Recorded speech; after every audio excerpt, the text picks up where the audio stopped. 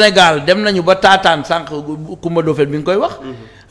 lu mat budget bi maanaam lii mooy suñu alal bor bi ñu fi bàyyil Macky Sall bàyyi ko fi par année dinañ fay lu mat 57% ci li ñu am fayee ko bor.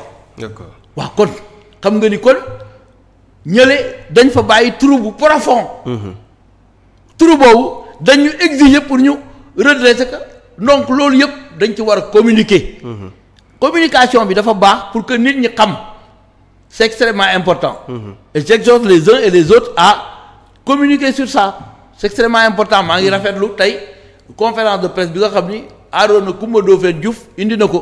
wane na ni moom nekkul ku taq parce que dafa ni Macky Sall dañ ko war a juger dafa ni Macky Sall dañ ko war a delloosi dafa ni Macky Sall dafa def ay crimes yi ñu def yëpp mais mën nañ ko imputer. parce que il était le responsable supérieur sa responsabilité est engagée loolu ku taxaw di ko wax xamal ni ku set la. parce que bu taxoon du mën a wax loolu am na ñu ñëw ci ñun mais il n'ose pas parler comme ça. et il a anticipé le débat entre le premier ministre et Amadou Ba te man bu fekkoon man maay premier ministre damay refuser toog ak Amadou Ba. lu tax xam nga lu tax. Amadou Ba daf fi nekkoon premier ministre ñu ne ko toogal ak Sonko mu ni du ma toog ak moom.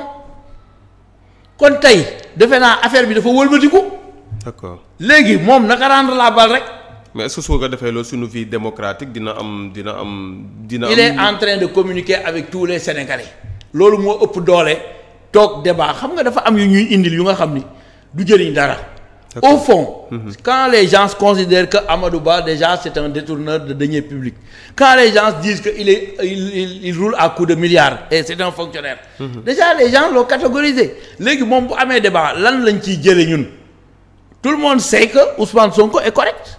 su dul daf koy jëm énervé loolu mooy problème bi donc nañuy def lu utile. loolu même buñ ko defee je pense pas que.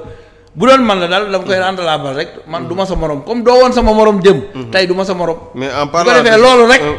déjà dina doon leçon. en parlant de ce débat sax waa CNRA def nañu ñoom benn communiqué di wax ne le collège du CNRA dans sa session tenue ce 25 octobre 2024 décide de la diffusion du communiqué dont le contenu suit depuis quelques jours des informations relatives à l'organisation d'un débat entre deux listes à travers leur tête de liste sur les 40 et une listes déclarées recevables sont diffusées dans certains médias nationaux et internationaux.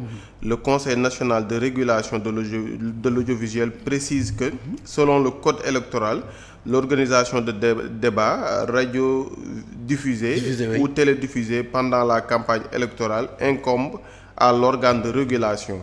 Le cas échéant, celui-ci est tenu de faire respecter selon qu'il s'agit de l'audiovisuel public ou des autres médias, respectivement les principes d'égalité et d'équilibre. Selon l'article LO 135 du Code électoral, l'organe de régulation des médias peut, en sus du temps d'émission dont dispose chaque candidat, organiser des débats radiodiffusés ou télédiffusés contradictoires à la condition que de telles émissions permettent à chacun des candidats d'intervenir. Au terme de l'article 8 de la loi numéro 2006-4 du janvier 2006 portant création du CNRA, le Conseil national de régulation de l'audiovisuel fixe les règles concernant les conditions de production, de programmation et de diffusion des émissions réglementées des médias audiovisuels pendant les campagnes électorales. Le CNRA n'a accordé aucune autorisation dans le sens de l'organisation d'un débat. Les chaînes de radio ou de télévision, quel que soit le support utilisé, ne sont pas habilitées à diffuser une telle émission dans le cadre de la présente campagne électorale. Par ailleurs, le CNRA informe avoir proposé dans le cadre des concertations sur le processus électoral la révision de certaines dispositions du code électoral, y compris celles favorisant l'organisation régulière de débats, notamment pour les élections nationales. Ça veut dire que ne débat bi moom dootut am moom. c'est-à-dire au fond CNRA moo war a organiser. moo war a organiser. te CNRA gars yi dañuy koy bàyyi fële di wax lu leen neex. c'est-à-dire il faut parce que paragraphe bi c'est important nee na le CNRA n'a accordé aucune autorisation dans le sens de l'organisation d'un débat.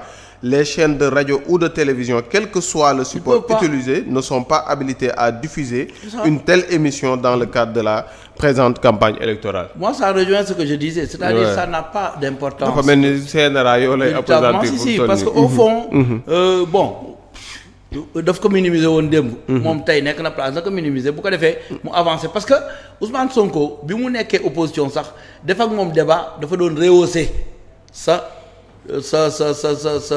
ce niveau.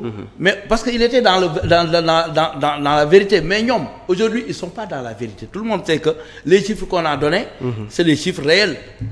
Arona Coumba Ndoffène Diouf mais yàgg na liggéey ak Macky Sall. mais tey dafa confirmer ni depuis 2021 wax na leen ne chiffres yi ngeen di joxe yéen a ngi dépassé la dette autorisée. de 70% dépassé nga mu ñëw ñu ne ko 64% et cetera ñoom yàgg nañu di nëbb ay chiffres. donc yooyu bu fekkee ñëpp xam nañ ko bu ñu ñëwee ñu xam ni kii kat wax dëgg yàlla moom amul benn chance pour dem ci yenn kii et il faut aller à partir à égalité. candidat bépp candidat nga du ñu minimiser ay candidats jël ay candidats teg leen ci kaw. je crois que loolu la xaw a wax. c'est-à-dire équité boobu dañ koy dox. te loolu régulation la. c'est-à-dire fexe ba ku nekk am temps bi nga war a am même bu fekkee ni kenn du la votel comme déposé nga nekk candidat ñu war a kii donc c'est ça qui ne favorise pas véritablement ay nit yu nga xam ne parce que nekkoon nañ fi démb ak bërki démb. ñu bëgg ëpp doole yi nga xam ne véritablement ñu ngi ñëw. le jeu démocratique doit être respecté et Sendra a bien raison. ayca président jeexalee na lii di discours am ne une campagne pacifique et digne. bien sûr yow nga ne moment de fête. campagne moment de fête la war a doon mais xam naa ne mais laataa loolu sax pour yow lan moo tax président génn tey. président dafa war a apaiser les esprits à chaque fois dafa ni moom toujours dafay génn yi dina gën a fréquent c'est-à-dire au fond il doit partir avec le peuple bu ay affaire amee ay réeroo bëgg am président dafa war a taxaw delloo si jëpp moi je crois que c'est dans cet esprit là aujourd'hui bu ñu defee élection ba pare dina génnaat am lu mu wax c'est-à-dire à chaque moment il doit s'adresser au peuple dañ ko war a miin dañ ko war a di poser d'ailleurs il a permis tàmmuñu woon di gis loolu parce que ñu bëri dañ naan président li muy wax dafa commencé bëri Ousmane li muy wax dafa bëri ñun tàmmuñu woon di gis loolu voilà c'est ça le problème or le dialogue doit être permanent lii mooy li normal wala liñ doon gis mais li ñu doon gis moo normalul borom kër day waxtaan ak njabootam te ñun ñooy njabootam moom mooy borom kër gi mais war nañ di déggoo bu ñu demee ba esprit di surtout fi ay nit di wax ay écart verbal mais war na delloo si xel yi bu ko defee loolu yëpp dina tax nit ñi parce que moom il doit jouer aussi le rôle de régulateur te mi ngi koy jouer pleinement amu ci xaaj ak amu ci seen donc loolu c'est extrêmement important il prend un état d'esprit supérieur bu nga xam ne dina permettre véritablement nit ñi mën ko déglu moi je salue la fréquence de ces sorties là vraiment c'est ce qui est normal nee na campagne bi pacifique te digne oui digne c'est-à-dire au fond nit ñi bañ a wuññi seen sutura ci lu nga xam ni véritablement dañ ko bokk tey ñun noonu la ñu doxee ci suñu liste bi il y a pas eu de tiraillement il y a rien eu les gens se sont prononcés librement et on a fait la liste parfois nga gis ku ni waaye jiitu ma waaye bàyyil ma jiitu yooyu yëpp c'est extrêmement important loolu la président wax loolu dañu bëgg mu étendre ci arène politique bi yëpp bu ko defee ñu liggéey parce que nag lii bu weesoo liggéey moo taxaw parce que Sénégal dafa toll ci guute gu nga xam ni ñun ñëpp dañu war a ànd liggéey wax nañ ni lii moo xew fii la ñu jóge chaque année lii la ñu war a fay muy 1200 milliards